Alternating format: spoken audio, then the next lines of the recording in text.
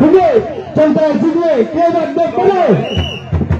Trên giới vật là anh em mình quay làm gì có hôm qua anh tới.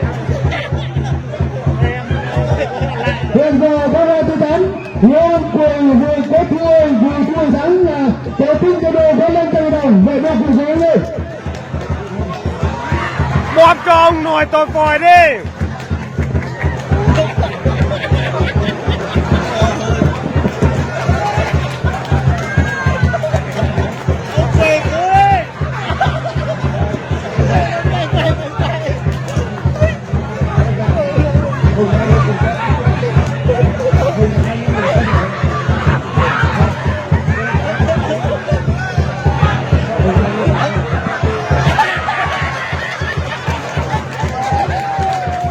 Tất cả số đấu tay lên của đồng yêu thôi.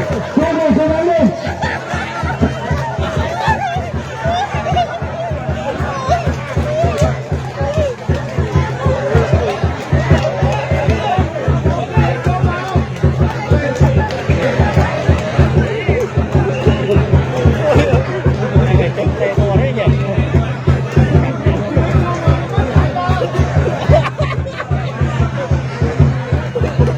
Nó thể thao chuyên nghiệp ấy. Bây giờ tôi chào với đây rồi. Vâng, đây thì lần mới đã tham gia vật rồi. Rồi. Tiếp tục ngồi làm vẫn là tiếp tục tham gia vật nữ. Vô cùng chỉ thi vật nữ thôi. Bé vật ông nằm im. Bé vật ông nằm im kìa. Rồi quý vị khán giả xem à. Đấy. Cột tóc vâng toàn diện.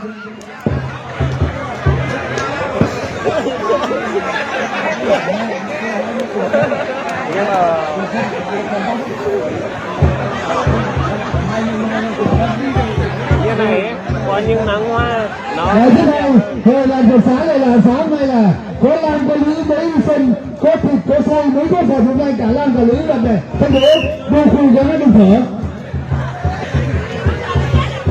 Hay quá. ông quà với tôi. À à à à. Trời ơi. Vô cùng là tôi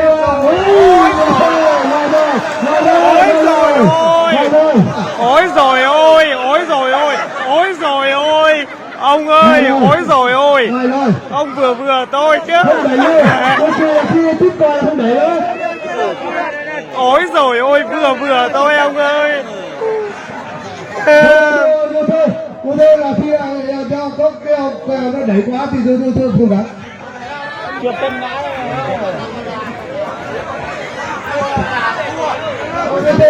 Chúng ta phải tức này, tôi thi là như thế này thôi. Cái cơ vận này là khi không, đôi thôi là phải như thế này. Thực tế ở làng từ sáng này thì đôi thôi phải chơi dùng thông cảm. Chơi đo quỳ khi là không, khi là nghe tiếng còi này là tên còi là không chơi với đôi thôi. Thôi, thế mà ban tổ chức là chúng tôi suy nghĩ thế nào là đôi thôi hàng kia hàng giả về là vật vui, không gì cả, vật vui địa phương này. Không phải công tính. Vật vui. Không phải dòng dãi. Các cháu nó như vậy. Ông này thua rồi. Ông thua rồi.